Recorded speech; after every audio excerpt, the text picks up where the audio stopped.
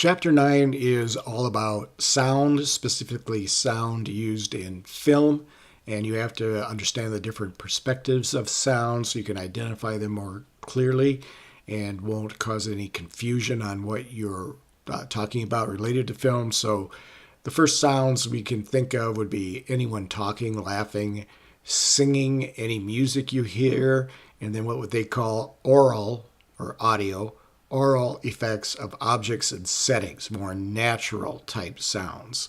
It can be both a physical or a psychological level to make you think a certain way by the sounds you hear. And always remember, silence is a part of sound. It is probably more significant than you ever imagined in hearing the quietness of a situation that can create suspense or other images in your mind as it occurs. They have a sound crew that specifically controls all aspects of sound on location or in the studio, manipulating its properties to produce whatever desired effect is needed or requested by the director. So it can be simply the texture of a voice and how they manipulate it to sound differently than it might have originally been recorded as well. So the first image, if you have not seen Inception, this is a photo pulled from a still frame where in a dream they are seeing the shattering of the dream world and using sound to create that moment. So it can be done in different ways, a mixture of different sounds that go with the visuals, and oral details are very distinct. The shattering of flower pots, people, wine glasses, tables, chairs, automobiles, all with unique sounds can be incorporated within the shot based on the experience they want. So if you're thinking of sound, these are different areas they consider when coordinating sound efforts in a film: design, recording, editing, and mixing. So if you look at sound design, it should be integrated in all three phases of film production. So first they think of the sounds they need in pre-production. Then as they're recording the film, they also think of what sounds have to be recorded during the production stage. And in post-production, they know they may need to re-record sound or manipulate sound through this sound design. So it's very expressive in images that are necessary to make the film work. They can create different worlds. It's a way of being expressive, and the sounds can create that expressible nature of the moment, and it just becomes more innovative and complex as sound designers have moved into different realms of sound and how they use it. So we'll start with the basics. You need a microphone. This microphone can vary in shape, size, direction as it converts sound waves into electrical signals. It records the sound in a certain process with a certain quality. So if you use one microphone that's different from another microphone, you could have two different sounds from the same source, and it can be quite extreme if you're not careful. Digital format, there's more flexibility. It's harder to over-modulate the sound, which will create static or harshness. So digital has been a benefit in the sound world. Dialogue is the only type of sound in film that's typically recorded during the production. So all those different little sounds you might hear, the wind outside, the music that's coming from a radio in the shot, all those are manipulated sounds, maybe not even recorded during the moment they're recording dialogue. So remember that as you look through different examples of sound in film. Now the sound crew includes someone that mixes the sound, another one that records the sound, and then the mixer itself is a board that will create the production elements. So production sound mixer is one type of person. The sound mixer will take those and incorporate with other sounds. So the microphone boom operator will be a person that has a microphone mounted on, for a better term, a stick or some sort of crane, and moves the microphone to pick up the sounds needed. And then gaffers, who know the sound world and work with problems that might come up. Double system recording, sound is recorded on a separate type of medium compared to what the film is recorded on. So the two are never recorded together except for dialogue. Sound editing. You might remember when they did the clapper, where they say, scene one, take one, clap. That's to sync up the process of sound with one and the other. And this is an example of when they have problems with the sound syncing together. You have a sound editor responsible for the overall process of editing and for the sound crew that's recorded it. They also work with the musical composer or composers to put that sound into the film as well. That occurs in post-production. And other sound effects that have been requested along with the music will be put in at that stage of a film. Now here you got ADR, which is automatic dialogue replacement. This is a sophisticated computer process where a person will talk into a mic while watching an image. Then as that's being recorded, it's actually put in sync with the image that he's recording with. So that type of syncing of dialogue with the image will work if this actor or voice person watches the movement of lips of the actors on screen to match up what's being said. So that's ADR. That's the main point of this slide itself.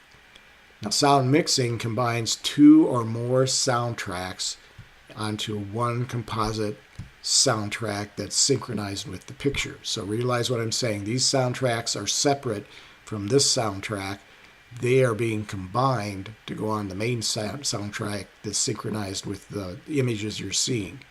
A soundtrack is a single element of an individual track, which means it could be a sound of the person talking, a sound of the wind, of the rain, or any other natural sound or special effects sound. So it becomes now a multi-track sound design. The right balance of dialogue, music, and sound effects results in what we call audio mise-en-scène, where it's not only just the image that you're getting of the mise-en-scène, they're actually taking all the audio elements and creating their own mise-en-scène. If you listen to sounds, you can pick these out as you listen to it. There's a certain pitch to the sound, how loud is it or soft, quality of the sound, in other words, is it distinct and easy to recognize or faded and hard to recognize, and fidelity, the amount of force to the sound that's being used. Source, where does the sound come from? Is it coming from the location or being imported as an extra special effects sound? It can be vocal or musical as well. So there are different types of sound that you can describe as you're talking about the moment in the film. Pitch is the high or low level of the audio. So that is defined by a frequency used. So it can be very high pitch or very low pitch or just that sensation of one or the other, and it will vary by the type of sound you're hearing. Loudness is the volume or intensity of it. They might want it to sound distant, so they'll soften the sound. That's called amplitude when they're dealing with volume. The quality can relate to the timbre, texture, and color of the sound, and that can remain part of the complexity of the moment. It can be very simple, and it can create harmony in the content of those qualities we just talked about. Now here we have him talking into a kind of an old-fashioned recording device. This is from Double Indemnity in 1944, film noir by Billy Wilder. You can have a sound that's on screen.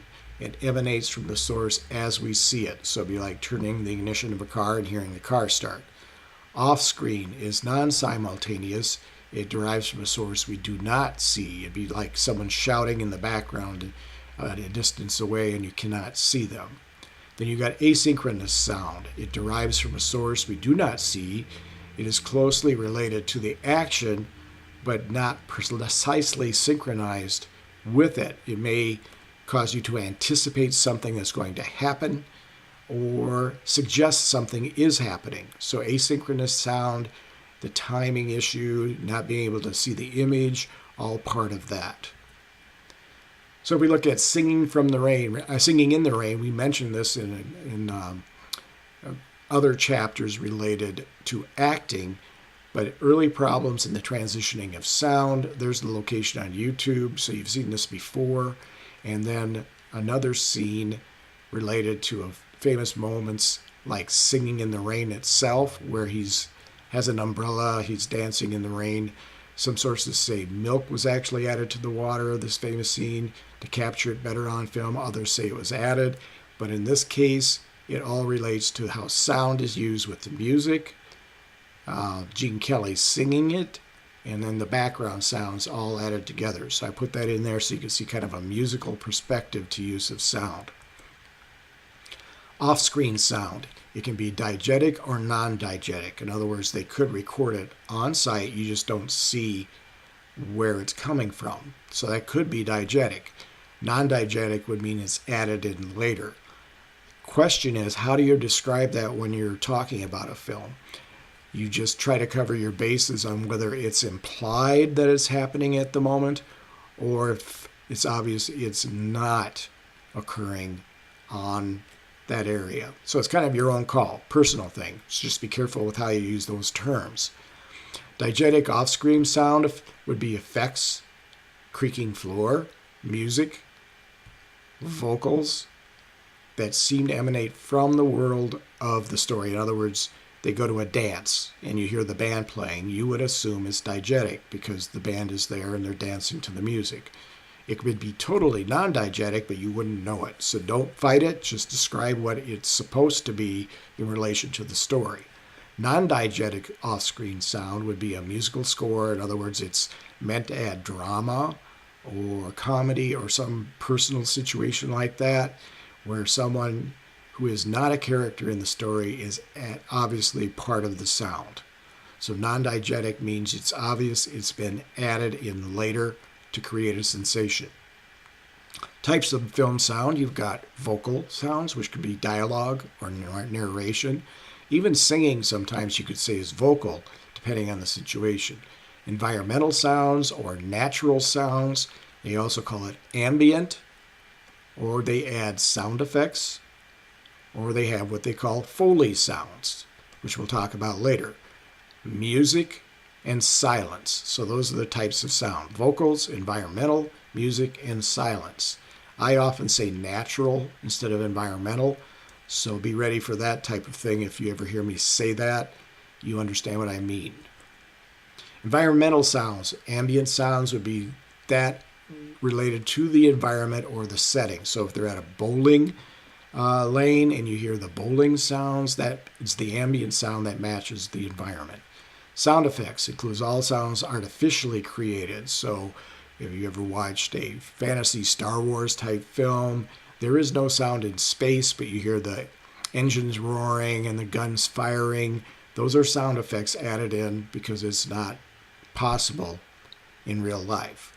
And then Foley sounds are unique props that are used to resemble sounds that are needed. So what they'll do is if there's a Western and they need a horse hoof sound to match the horse running, that's probably a Foley sound because they can't get the mic close enough to the horse running.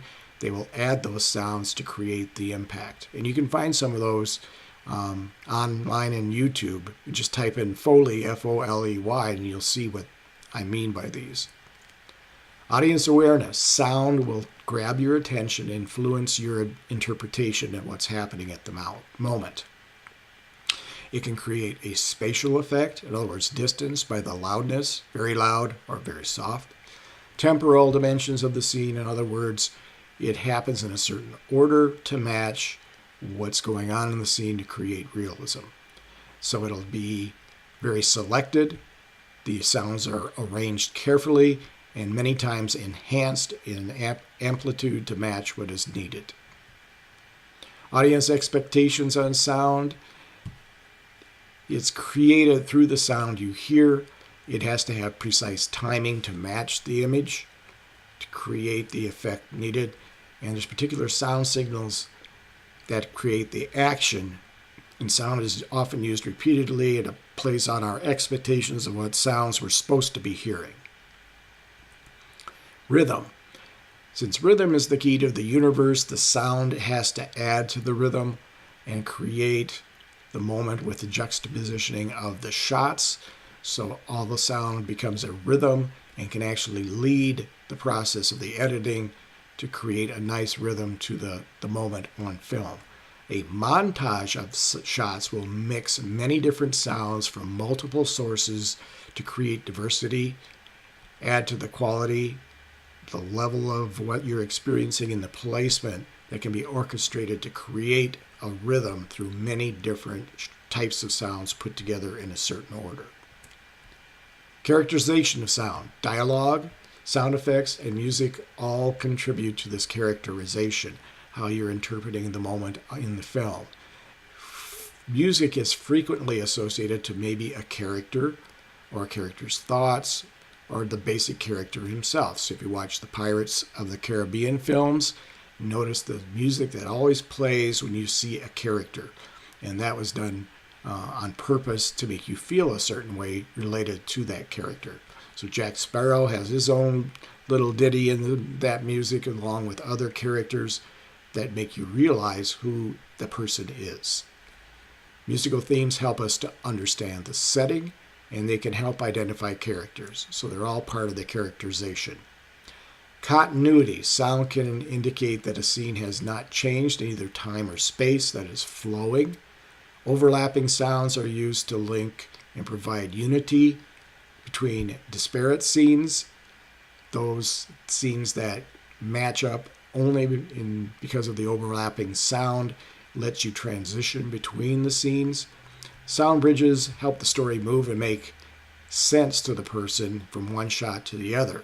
So A shot with a certain sound will go to B shot, and the sound will bridge that to create the impact of the image. Emphasis. This is created when sound is used to strengthen a visual image. So they'll emphasis a moment. So if someone slaps someone, that sound effect will match the motion to create more of an impact and strengthen the moment that's being shown. It can be subtle or it can be forceful, and it's often symbolic. So really watch for those sounds that are related to maybe an animated film for violence or especially loud, but usually harmless. So it might be symbolic of what's going on, but it might not be as bad as you expect. So seeing examples, Citizen Kane again, because of its great use of sound. These are two scenes that are on the news section. Notice the different levels of sounds from the distance because it involves parents of Charles Foster Kane talking to an attorney, and that all the sounds mixed. And if you listen very carefully, you'll hear Charles Foster Kane say things from a distance, and they're very symbolic in what he's saying. So you'd have to interpret that. And then in the other one, from Citizen Kane, you'll notice how one person starts a sentence, but another character finishes it. So it'd be like, Merry Christmas and Happy New Year. Someone will say Merry Christmas, another person will say and Happy New Year. So those can be used as transition devices to allow the sound to help move from scene to locations, changes, and that type of thing.